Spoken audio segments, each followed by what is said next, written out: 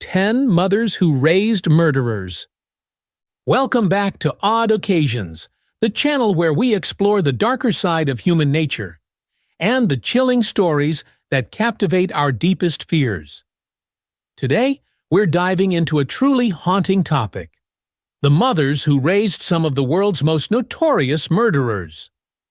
From parents who staunchly defended their children's innocence to those who were shattered by the revelations, these stories reveal the complex and tragic realities of being a parent to a killer. As we unravel the lives of these 10 mothers, we ask ourselves, how much do we truly inherit? And how much is a reflection of our upbringing? Let's explore. Number 10. Diana Amanda Chism. In the course of her questioning by police over her son Philip, Diana Chism displayed an extraordinary degree of ambiguity. She started off by saying that he was a good kid, but then she changed her mind. Diana admitted that she feared he was susceptible to snapping because there was a history of mental illness in her family. It's true that Philip lost his temper when he stabbed to death and sexually assaulted his high school math instructor, who was just 24 years old. Diana also admitted that, as a mother, she could sometimes observe signs of potential behaviors that her children might engage in. But she chose not to take action. She initially said she could help the authorities retrieve information from her son, but she later changed her mind and requested he be provided with legal representation, as was his constitutional right. It seems that perhaps she could have taken action when she noticed Philip behaving in unorthodox ways. But of course, hindsight is always clearer. Diana has publicly apologized to the family of the victim, and all she asks now is for everyone to come together and pray for her son. Number 9. Louise Bundy. Ted Bundy is a name that resonates with nearly everyone familiar with the dark world of serial killers. But his mother, Louise, she's a figure not as widely recognized, despite spending years advocating for her son's innocence. While Ted was behind bars, he spoke about various traumas from his childhood, some of which to this day have yet to be scientifically proven. But there were also parts of his past that were confirmed.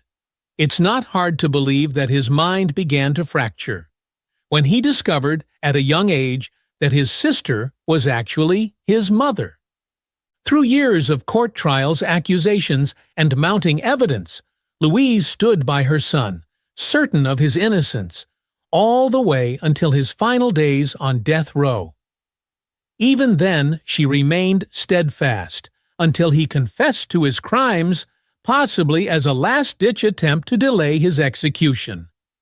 One can only imagine the devastation she felt, the disbelief, maybe even the foolishness, as she heard her son finally admit to the horrors he'd been accused of, just before his sentence was carried out. Number 8. Lori Knoble. Not all mothers are as compassionate or as steadfast in their belief in their children. When Lori Knoble's son confessed to her that he'd been responsible for the death of another person, she was horrified, almost to the point of being physically ill. Her son, Jeffrey Knoble, revealed his involvement in the gruesome murder of his friend, Andrew Beep White. The confession wasn't just in words, it was accompanied by a disturbing photograph of a naked, bloody body. Unlike Louise Bundy, Lori took no steps to shield her son from law enforcement. In fact, she handed him over to the authorities herself. Later, she even testified against him in court, a choice that no doubt sealed his fate. Jeffrey was found guilty of first-degree murder and sentenced to life in prison, without the possibility of parole. So, is blood thicker than water? Not in the case of Lori Knoble. But honestly, who could blame her for the action she took? Number 7. Kathleen Dennehy. Kathleen is relieved that her daughter is behind bars, because in her mind, the sweet, loving child she once knew is gone. Joanna Dennehy, her daughter, was sentenced to life in prison for multiple murders. Kathleen remembers Joanna as a gentle girl, one who loved all forms of life, the kind of child who would get upset if she accidentally stepped on a bug. But somewhere along the way, things changed. At the age of 30, Joanna went on a horrific killing spree, leaving 3 men dead in her wake. She also attacked 2 others, who, fortunately, survived. What's chilling is Joanna's own explanation. She claimed she specifically targeted men, saying she could never harm a woman, especially not a mother. Kathleen was heartbroken, watching her daughter transform as she became consumed by violence, drugs, and other destructive behaviors. Over time, Joanna was diagnosed with psychopathic and antisocial disorders, most likely the underlying forces behind her violent acts. In Kathleen's eyes, the daughter she knew is gone, and she remains uncertain when exactly her little girl turned into someone unrecognizable. Number 6. Rosita Donaldson. Rosita Donaldson found herself in a tough situation, trying to protect her son, Howell Emanuel Donaldson III, even when it meant facing consequences herself. In her efforts, Rosita was placed under house arrest for 4 months after refusing to answer the prosecution's questions about Howell. Her silence led to a contempt of court charge. Eventually, however, she and her husband cooperated, providing the authorities with the information that led to Howell's arrest for the murders of 4 individuals. It's clear that Rosita and her husband couldn't account for their son's whereabouts during the times of the murders. And despite his later attempts to claim insanity, Rosita stood by her belief that there was no history of mental illness in their family. She did everything she could to shield her son, but in the end, the truth came to light, as it often does. Even now, Rosita and her husband remain supportive, doing what they can to help Howell cope with life behind bars, a life that's taken a toll on his mental health. Number 5. Lillian Graham. Lillian Graham sat with her son Harrison waiting for the police to arrive after a 7-day manhunt. Harrison was ready to turn himself in. The charges? 7 counts of murder. When authorities searched his residence, they found numerous victims, some dismembered. Despite witnessing her son's arrest, Lillian remains steadfast in her belief that Harrison is innocent. She even pleaded with the judge to spare his life, convinced that he couldn't have committed these horrendous acts. To this day, Lillian insists that her son never suffocated those women, holding on to the hope that he'll one day be released from custody. Initially sentenced to death, Harrison's sentence was later commuted to life in prison. It's difficult to say whether Lillian genuinely believes in her son's innocence, or if she's unable to face the horrifying possibility that her own child could be capable of such crimes.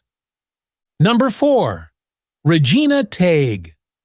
Regina Tague may not be a name many recognize. She passed away in 2017, but she raised a man responsible for the deaths of 7 people. Sometimes, when seemingly normal children start displaying violent behavior, a head injury is suspected as the cause. However, in this case, there's no evidence to support that theory, though it does raise some questions. At the time of her death, Regina was entangled in a wrongful death lawsuit brought by a family member of one of the victims, and then came the final blow. Her son, Todd Colehep, pled guilty to all charges, receiving 7 consecutive life sentences. Perhaps, in a way, it's a blessing that Regina didn't live to see her son's sentencing. It's hard to imagine her confronting the reality of his crimes, the painful truth that her child was capable of such monstrous acts. Number 3. Joyce Flint. When it comes to Jeffrey Dahmer, there's little that hasn't already been said. Responsible for the deaths of 17 men, he was handed 17 life sentences. But in 1994, a fellow inmate decided to deliver his own form of justice, bringing Jeffrey's life to a violent end. Jeffrey's mother, Joyce Flint, gave birth to him in May of 1960. He's said to have been a happy, normal child, until a hernia operation at the age of 4.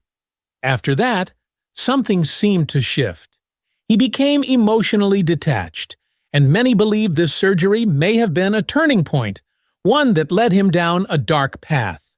After Jeffrey's death, an unusual custody battle took place between Joyce and Jeffrey's father. But it wasn't over any personal belongings. It was over Jeffrey's brain. His father wanted it destroyed, but Joyce fought to preserve it for research, hoping perhaps to understand what went so horribly wrong. However, Jeffrey had requested that his brain be cremated, and in the end, his wishes were honored. His ashes were split between his parents. There's something haunting about this last chapter, thinking about the possibilities. Could there have been something in his brain that might explain his actions? Sadly, we'll never know. Just like we'll never know how many licks it takes to get to the center of a Tootsie Pop. Number 2. Amy Roof. When Amy Roof learned of her son Dylan's horrifying actions, it quite literally broke her heart. After a Bible study session, Dylan opened fire inside a church, killing 9 people in an attack driven by racial hatred. The weight of this tragedy was too much for Amy. She collapsed in the courtroom and repeatedly apologized for what had happened. Later, at the hospital, it was revealed she'd suffered a heart attack. It's unclear exactly where Amy stands in relation to her son's case. She's reportedly encouraged him to secure a strong defense team and to conduct himself properly in court. Yet, Dylan himself has shown little remorse, at times even joking about the possibility of a death sentence, and declaring that he committed the killings to incite a racial war. Amy is torn between a mother's instinct to support her child and the horror of the path he has chosen. It's a devastating reality, one no parent could ever imagine facing. Number 1. Sue Klebold. Perhaps the most well-known mother on this list, Sue Klebold has shared her story countless times. In the aftermath of the Columbine tragedy, she has not only had 2 books written about her, but she also penned her own memoir. Sue has openly admitted that she missed the warning signs that ultimately led her son, Dylan, to commit one of the most infamous mass shootings in history. When Dylan and his accomplice attacked Columbine High School, they took the lives of 15 people, forever etching their actions into the nation's memory. Sue remembers Dylan as a gentle child, but by the time he reached high school, something in him changed. Since then, Sue has transformed herself into an advocate for suicide prevention, donating all the proceeds from her memoir to charity. Every day, she reflects on what she could have done differently and is committed to making sure no other parent has to face the same nightmare. Thanks for joining us on this chilling journey through the lives of mothers who found themselves at the heart of horror. These stories remind us of the unbreakable bond between parent and child. But they also raise uncomfortable questions about just how far that bond can be tested. If you found this video compelling, please like, subscribe, and click the bell icon for more thought-provoking content. And let us know in the comments, what do you think? Are these mothers victims of circumstance? Or did they play a role in their children's dark paths? Until next time, stay curious, stay safe, and remember, some truths are stranger than fiction. Here at Odd Occasions, we'll continue to uncover them all.